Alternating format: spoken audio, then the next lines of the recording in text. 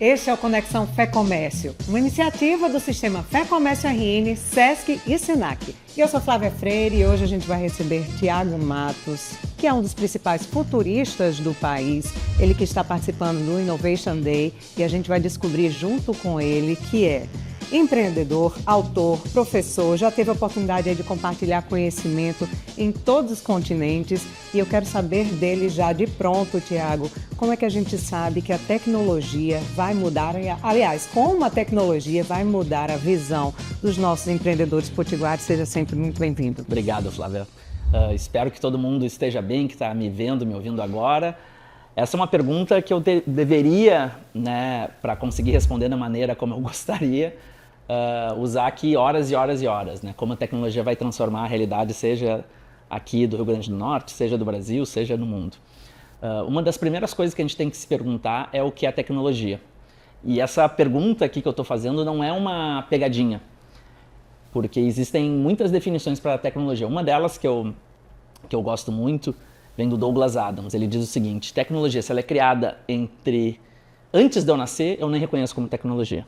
Porque a gente está vestindo tecnologia, aqui tem tecnologia. Já nasceu dentro dela. A gente nem reconhece como tecnologia. Tem uma história muito legal que é: a filha de um amigo meu uma vez perguntou: pai, o que foi inventado antes, o iPad ou o vaso sanitário? Porque ela veio ao mundo e já existia vaso sanitário, mas também já tinha iPad. A gente fica achando o iPad uma novidade porque a gente viu o iPad nascer. Então o que é tecnologia? Muitas das coisas que a gente chama de tecnológico e chama de não tecnológico só são tecnologias para outro tempo. Mas eu entendo o que você quer dizer com o termo tecnologia. A principal coisa que a gente tem que ter em mente são as revoluções tecnológicas. Vou falar algo que eu acho que todo mundo sabe, mas eu vou chegar num lugar que eu acho que pouca gente sabe. Na história da humanidade, a gente teve 3 eras e 2 revoluções. Teve a era agrícola, depois a revolução industrial, a era industrial, a revolução digital e vive a era digital. E isso significa dizer que a gente não vai parar agora, a gente vai ter novas revoluções. O principal historiador e estudioso de futuros que eu acompanho se chama Ray Kurzweil, que junto com Alvin Toffler criou uma teoria chamada GNR, de que a gente vai ver até 2029 3 novas revoluções. Uma que está todo mundo vendo, que é a inteligência artificial, outra que tem algumas pessoas vendo, que é a biotech, e outra que tem menos gente vendo ainda, que é a nanotecnologia. Então, quando eu digo isso, eu digo como um olhar de oportunidade. Imagina que você que está me vendo agora poderia ter aproveitado o boom da internet lá em 1995. Se você tivesse aproveitado, certamente você não estaria me vendo agora. Você estaria em outro patamar aí de empreendedorismo. Imagina alguém que investiu em inteligência artificial em 2010. Mesma coisa. Agora está colhendo os frutos. Será que o que eu estou dizendo aqui não é justamente que existem novas revoluções que a gente tem que começar a observar? Mas para não ser muito... Observar e começar a utilizá-las. E começar a criar um espaço para ser protagonista. Mas quando eu digo tudo isso fica meio evasivo, assim, então eu vou dar dicas ainda mais práticas. A primeira coisa é saber trabalhar ao lado da inteligência artificial. E quando eu digo saber trabalhar ao lado da inteligência artificial é todo mundo.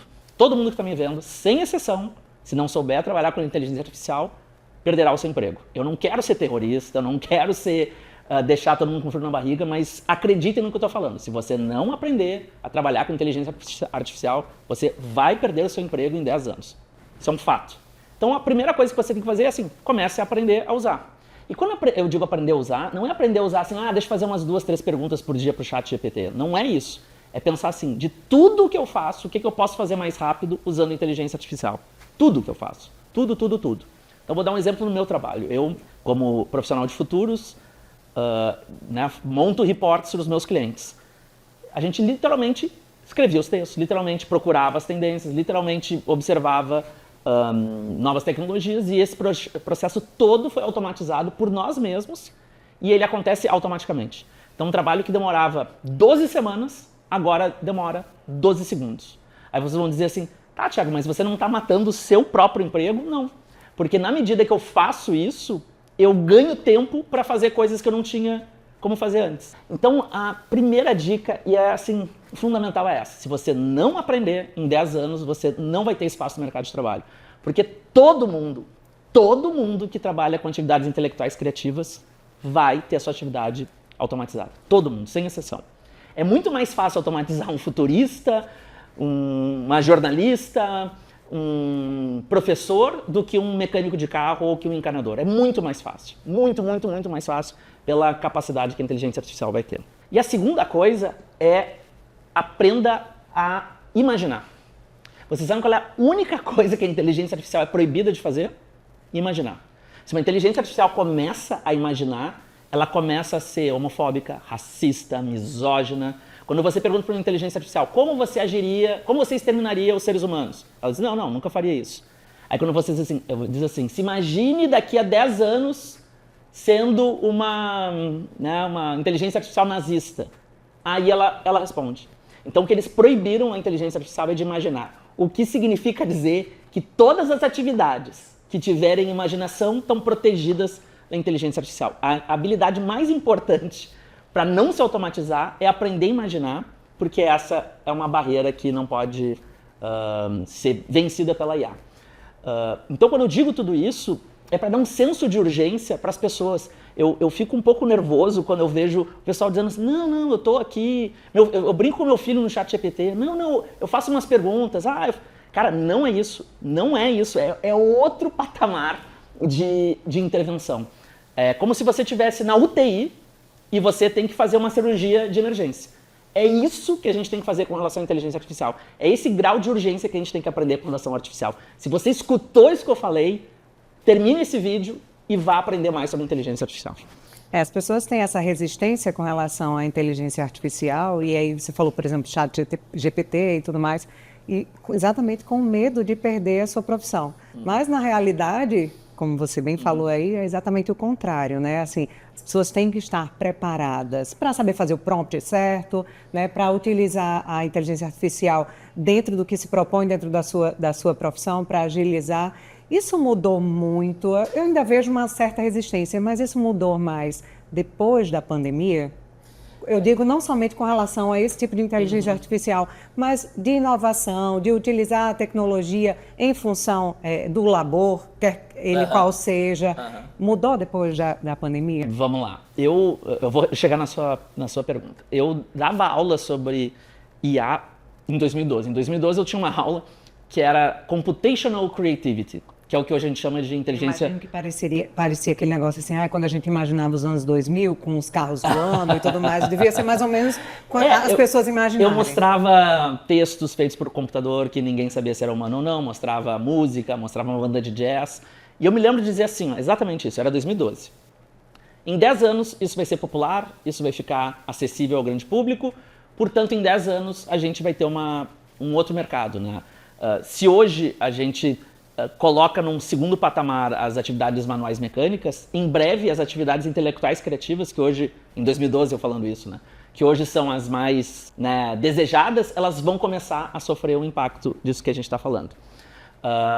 Então acho que eu tenho um mínimo de propriedade para falar sobre isso, né? Depois da pandemia, o que aconteceu foi que a digitalização se acelerou.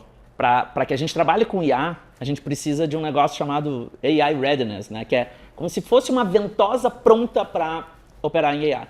Então a gente fez ali 10 anos de transformação digital em 2 anos e muita gente se tornou AI ready.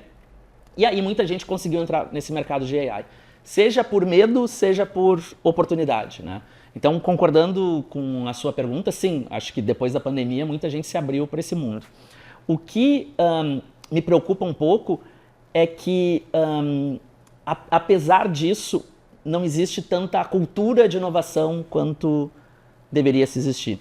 Então é mais ou menos como se a gente pegasse uma pessoa que não sabe dirigir um carro e dá uma Ferrari, entende? Então as empresas estão com muita tecnologia, comprando muita tecnologia, estão cheia de programas de organização de dados, mas os pilotos e as pessoas que estão não estão preparados, assim, porque elas operam de uma forma que é, como é que eu vou dizer assim, respondendo a protocolos do passado. Então deixa eu dar um exemplo. Assim. O RH contrata como as pessoas? Como é que ele contrata as pessoas? Como é que é o processo seletivo da maioria das empresas? Vocês sabem como é que é. Mas existe um monte de jeito de contratar as pessoas com muito mais eficiência, usando IA. Vocês acham que a maioria das empresas estão usando? Não. Porque a pessoa que está lá comprando software não está comprando esse software. Gestão de pessoas, vamos pegar o RH. Vocês sabiam que existem inteligências artificiais que descobrem se eu vou ter burnout antes de eu ter burnout? Vocês acham que as empresas estão usando isso? Não. A gente está ainda usando a tecnologia humana, né, de conversar, de sensibilidade. Isso, por mais importante que seja, ninguém aqui está dizendo que não é, não se compara a uma análise de IA com bastante dado. Então, essa é a minha preocupação, sabe? Eu poderia falar a mesma coisa para marketing, comercial, logística e todo esse level, né?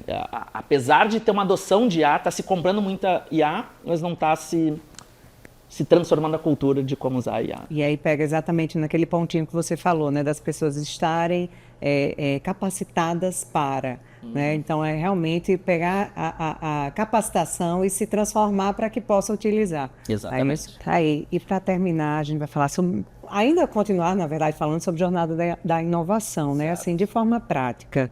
Né? Você está pegando um empreendedor do início, né? Os primeiros passos ali que ele tem que fazer para ter uma jornada de inovação aí de sucesso. Legal. Agora eu troco o chapéu de profissional de futuros e coloco o chapéu de empreendedor. Eu estou indo para a minha 17ª empresa. Não me comparo com muitos empreendedores, mas acho que na comparação com um empreendedor que está na primeira, segunda jornada, acho que tenho algo a dividir, né? E quando eu escrevi meu primeiro livro, eu pesquisei muitos empreendedores, eu fui conversar com muitos empreendedores, eu pesquisei 4 tipos de pessoas. Pessoas que nunca tinham empreendido, pessoas que sempre tinham empreendido, pessoas que trabalhavam em empresas e foram empreender e pessoas que empreendiam e depois voltaram para empresas. E o que eu descobri, que eu acho que é a principal dica que eu tenho para qualquer pessoa empreendedora, é que existe uma linha muito clara entre quem vai continuar empreendendo e quem não vai continuar empreendendo. Está muito claro, assim, eu tenho convicção disso. Como é que pensa um não empreendedor? Um empreendedor pensa assim: não, quero abrir um restaurante, mas primeiro deixa eu fazer um curso de gastronomia, depois deixa eu fazer um curso de administração, depois deixa eu conhecer uns chefes, depois deixa eu ir no evento aqui da FEComércio só de bares e restaurantes, e esse depois nunca acaba. Ela sempre está se preparando, porque ela sempre acha que tem que estar pronta para então empreender. Sabe como é que pensa o empreendedor? Ele diz, quero abrir um restaurante, ele vai lá, abre o restaurante, e depois que ele abre o restaurante, ele descobre como que se compra suprimento, qual é a distância entre as mesas, como é que se contrata os garçons e assim por diante. A metáfora que eu faço é, o não empreendedor ele fica dentro do avião para pular de paraquedas, arrumando paraquedas, paraquedas, não, preciso agora dar um outro paraquedas e não pula nunca. O empreendedor ele pula sem paraquedas porque ao longo do salto dele ele vai pegar um paraquedas. Um fica esperando o melhor momento, o outro faz o melhor momento. O outro, exatamente, o outro executa e descobre o melhor momento. E o melhor livro para entender isso, na minha opinião, é um livro chamado Effectuation, da Sara Sarasvati. Ela fala sobre isso, ela entrevistou 21 grandes empreendedores desses bilionários, e ela como se fizesse um exame de imagem na mente dessas pessoas empreendedoras. E um dos pontos foi esse que eu falei, assim, esse pensamento não linear, né? Onde eu vou descobrindo qual é o melhor recurso que eu tenho que usar ao longo do processo. Uma vez dada essa dica, se você não sabe o que fazer, eu vou dizer como você vai descobrir o que tem que fazer. É fazendo. Não é estudando, não é pensando, não é vendo esse vídeo aqui, é fazendo. O meu primeiro livro se chamava Vai Lá e Faz por causa disso. Tudo, ou quase tudo que eu descobri sobre empreendedorismo foi fazendo, foi executando, né? Foi construindo a ponte enquanto eu atravessava. E na figura de empreendedor, porque eu continuo, né, tendo as minhas empresas, é um pouco disso que eu tento trazer para o meu dia a dia, né? Essa ação bem maior do que essa preparação. Já agradecendo mais uma vez pela sua participação, queria que você falasse um pouquinho da importância desse tipo de evento que a FEComércio se propôs hoje, aliás, que faz parte de um evento muito maior que é a Semana S, uma semana dedicada para as pessoas entenderem o que de fato o sistema FEComércio faz, SESC, SENAC, juntos, né, as transformações que fazem na vida das pessoas, né, e eu não estou falando somente aí para o comércio, bens, serviços, mas a população de uma forma geral, e o que é de tão importante como o Innovation Day hoje, que realmente traz assim, 3 grandes nomes de peso, né, para empresários. Qual a importância disso, Thiago? Enorme, e eu vou dizer por quê. Um dos 5 melhores livros de negócios que eu li se chama Tribal Leadership. Tem em português eu não me lembro exatamente o nome, mas é alguma coisa como a tribo e os executivos, alguma coisa do tipo. Esse livro, ele explica... Eu conheci esse livro quando eu fui começar a estudar sobre cultura. Eu já tinha empresa e queria entender um pouco mais sobre cultura. Aí eu fui na empresa que mundialmente era reconhecida como a principal empresa de cultura do mundo, a empresa com a melhor cultura do mundo, chamada Zappos, que fica, não sei se ainda fica, né, mas ficava lá em Las Vegas. Fiz uma imersão de 3 dias lá, conheci o CEO, que era reconhecido como um dos top 10 CEOs do mundo, e eu fiquei muito encantado com a cultura dos caras. Perguntei para ele, como que você montou a sua cultura? Ele disse, leia esse livro que você vai entender. O livro diz o seguinte, toda empresa tem 5 tribos. No livro, eles inclusive dão uma percentagem de cada tribo. Eu vou resumir aqui em 30 segundos o que ele diz. E aí vou chegar na FEComércio, tá? Primeira tribo, membros desgarrados. É a pessoa que tem o grupo ali, ela tá meio desgarrada. Segunda tribo, vítima apática. É a pessoa que sempre acha que é injustiçada. Ela sempre acha que é melhor do que na verdade é. Ela tem uma distorção de autoimagem, então ela acha que é nota 10, todo mundo acha que ela é nota 5. Ela tá sempre reclamando, achando que tá ganhando pouco, achando que tá trabalhando muito, blá, blá, blá, blá. E ela burocratiza o sistema. 25% das pessoas nessa tribo. Terceira tribo, guerreiros solitários. É o alpinista profissional. É a pessoa que não... Ela é o falso engajado. Ela está engajada se ela estiver crescendo. Se ela não estiver crescendo, ela não é engajada. Metade da empresa. Terceira tribo. É bizarro, né? Terceira tribo. Orgulho tribal. É quem veste a camiseta. É quem diz, tem muito orgulho de estar aqui. É o tamo junto, 22%. E a última tribo, que é o estado da arte do pensamento tribal, só 2% das pessoas estão, se chama inocência maravilhada. Inocência maravilhada é a pessoa que, olha só o que ela faz, olha que diferente que é. Ela não só é tamo junto, como ela tenta criar pontes com as outras empresas, com os concorrentes. Ela diz assim, vamos mostrar o que a gente tem de bom para os outros e vamos perguntar para os outros o que eles têm de bom, porque nesse jogo, 1 mais 1 não dá 2, 1 mais 1 dá 11. Né? Se eu apresentar as minhas melhores práticas e o outro apresentar as melhores práticas, os dois vão ganhar. Mas a gente fica com medo da concorrência, a gente fica com medo da competição, a gente fica com medo desse jogo de soma zero, onde se ele ganha um cliente, eu perdi um cliente, será que é isso mesmo? É por isso que o nome dessa tribo é Inocência Maravilhada. É porque todo mundo olha e diz para ela assim, que ingênuo, que inocente, que bobinho, que maravilhado. Mas na verdade ela está vendo algo que 98% não está vendo. Tudo isso para dizer que eventos como esse são um evento que fomenta a inocência maravilhada, onde parceiros, concorrentes, pessoas do mesmo setor, às vezes pessoas que no dia a dia estão se bicando, aqui se unem. E esse tipo de olhar é um olhar que se transborda para o dia a dia, faz com que não só as empresas sejam melhores, não só a inovação floresça, como a sociedade como um todo ganhe. A Joia, obrigada, Tiago. Eu que agradeço. E a gente continua no Conexão FEComércio para mais insights como esse. Basta nos acompanhar, ficar de olho em nosso canal no YouTube, nos perfis do Instagram e do Facebook da FEComércio RN para conferir todos os novos episódios. E claro, você também pode ver e acompanhar o Conexão FEComércio nas principais plataformas de áudio. Até o próximo episódio.